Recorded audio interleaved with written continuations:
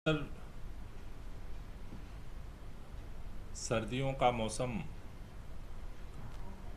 आते ही धीरे धीरे दिल्ली में प्रदूषण का स्तर बढ़ने लगता है। सर्दियों में बढ़ने वाले प्रदूषण को नियंत्रित करने के लिए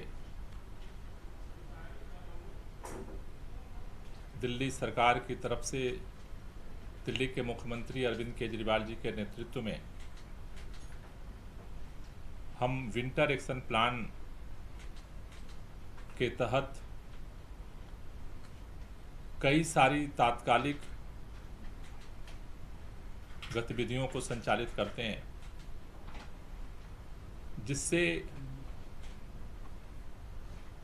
जाड़े के मौसम में बढ़ने वाले प्रदूषण को नियंत्रित किया जा सके। जाड़े के मौसम में विंटर एक्शन प्लान को बनाने की प्रक्रिया की आज हमने शुरुआत की है। दिल्ली के अंदर पर्यावरण विभाग के अधिकारियों के साथ आज हमने बैठक किया और दिल्ली में विंटर एक्शन प्लान बनाने की प्रक्रिया आज से हमने शुरू की है। विंटर एक्शन प्लान के साथ साथ हमने दिल्ली में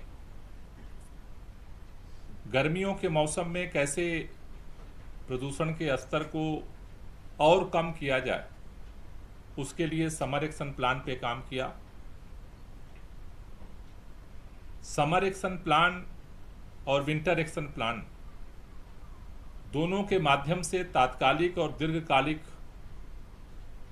जो प्रयास दिल्ली सरकार दिल्ली के लोगों के साथ मिल करके जो कर रही है, उसमें अगर हम आंकड़े को देखें तो एक बहुत बड़ी दिल्ली के लोगों के लिए एक राहत भरी खबर है।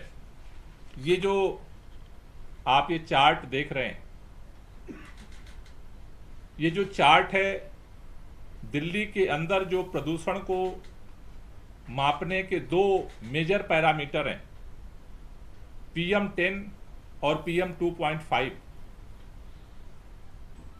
दिल्ली की हवाओं में PM10 की कितनी मात्रा है, PM2.5 की कितनी मात्रा है, इसके माध्यम से ही साइंटिस्ट इस बात का आकलन करते हैं कि दिल्ली के हवाओं में कितना प्रदूषण का स्तर है।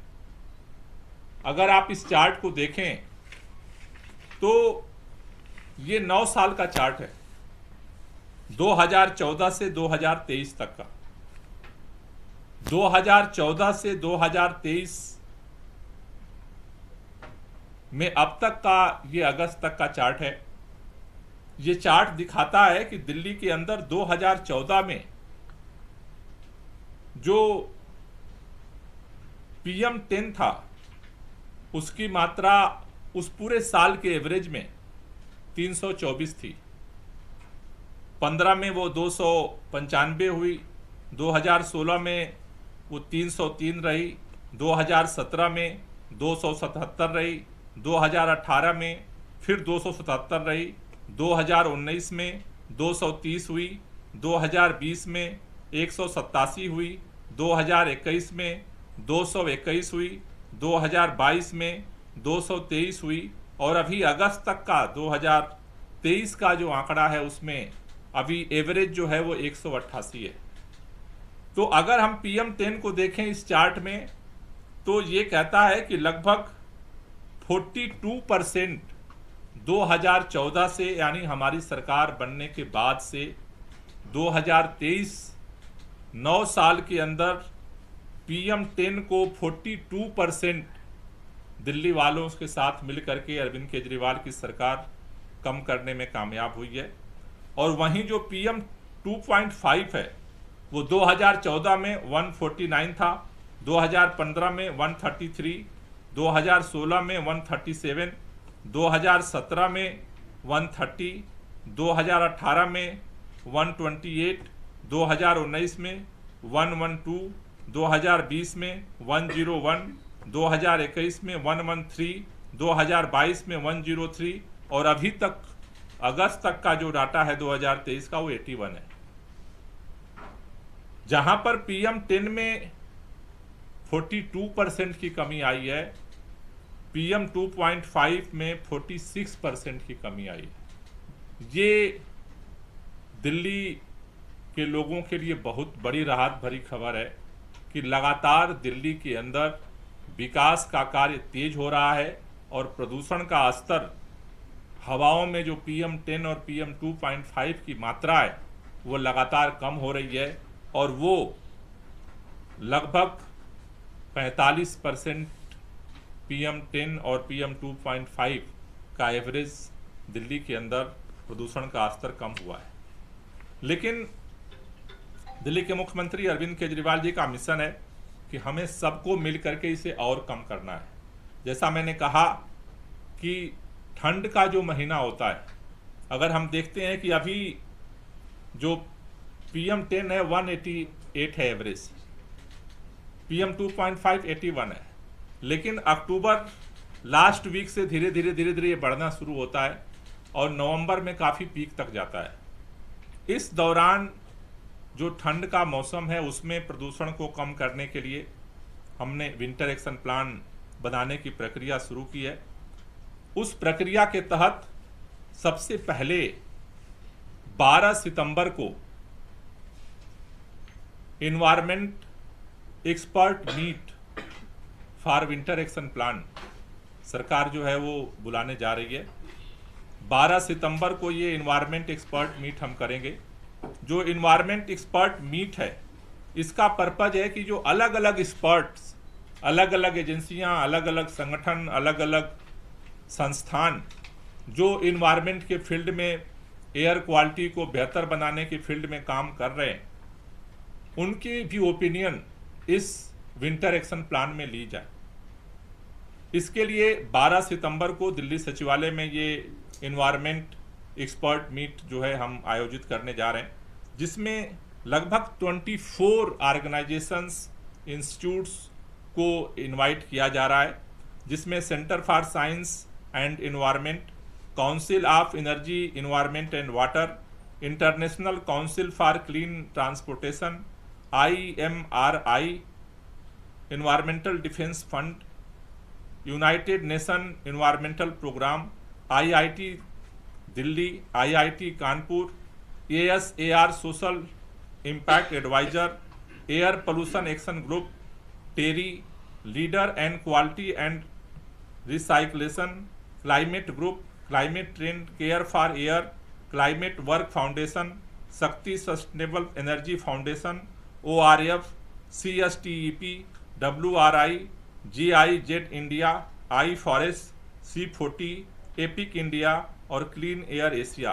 ये 24 इंस्टीट्यूट, ऑर्गेनाइजेशंस के एक्सपर्ट्स को 12 सितंबर को दिल्ली सचिवालय में इन्वायरमेंटल एक्सपर्ट्स मीट में बुलाया जा रहा है। जो हम आगे विंटर एक्शन प्लान बनाएंगे उसमें इनकी ओपिनियंस को भी शामिल किया जाएगा। इसके अगले चरण में 14 सितंबर को दिल्ली के अंदर इस एक्सपर्ट्स की ओपिनियन के साथ साथ दिल्ली के अंदर संयुक्त अलग अलग विभागों की जो है संयुक्त बैठक हमने बुलाने का आज निर्णय लिया है। ये 14 सितंबर को होगी, जिसमें दिल्ली के 28 डिपार्टमेंट जो अलग अलग तरीके से दिल्ली के प्रदूषण को नियंत्रण करने में सहयोग देते हैं, जिसमें पर्यावरण विभाग, NDMC, NHI, DDA, रेवेन्यू विभाग, MCD, DPCC, जल बोर्ड, ट्रांसपोर्ट, विकास विभाग, PWD, education department, industrial department, forest and wild life department, बाढ़ एवं नियंत्रण विभाग, पावर विभाग, GAD, UD, DSIDC, DTC, DMRC, CPWD, Delhi cantonment board, Delhi traffic police, urban shelter improvement board, Delhi fire service, horticulture विभाग, DIMC dims, ये 28 विभागों के अधिकारी जो है वो 14 तारीख को डिपार्टमेंट की संयुक्त बैठक में शामिल होंगे और वहाँ पर विंटर एक्शन प्लान को लेकर के अपनी बात रखेंगे। उनको विंटर एक्शन प्लान का टास्क जो है वो दिया जाएगा। मुख्य तौर पर जो विंटर एक्शन प्लान जो इन्वायरमेंट एक्सपर्ट्स मीट है 12 तारीख की और 14 तारीख को जो ऑल डिपार्टमेंट्स ज्वाइंट मीट है, उसमें मुख्य तौर पर जो विंटर के दौरान जो समस्याएं आती हैं उनमें जिस पर चर्चा होगी, उसमें मुख्य तौर पर है पराली जलाना, पराली का जो पोल्यूशन है, जो धूल डस्ट पोल्यूशन है, वाहनों से होने वाला प्रदूषण को कैसे नियंत्रित करें, ओपन कूड़ा बर्निंग है, औद्योगिक प्रदूषण है। दिल्ली के अंदर जो हम हर साल जो ग्रीन वार रूम जो इस समय 24/7 चलते हैं, ग्रीन ऐप, हॉट स्पॉट का नियंत्रण, रियल टाइम अप्रोचमेंट स्टडी, इको वेस्ट पार्क, जो ट्री प्लांटेशन, अर्बन फार्मिंग, जन भागीदारी का अभियान, पटाखों को लेकर के इस पर डिस्कस करेंगे और जो अलग अलग सरकारों के साथ जो डायलॉग उनके साथ कोऑर्डिनेशन पे डिस्कस करेंगे।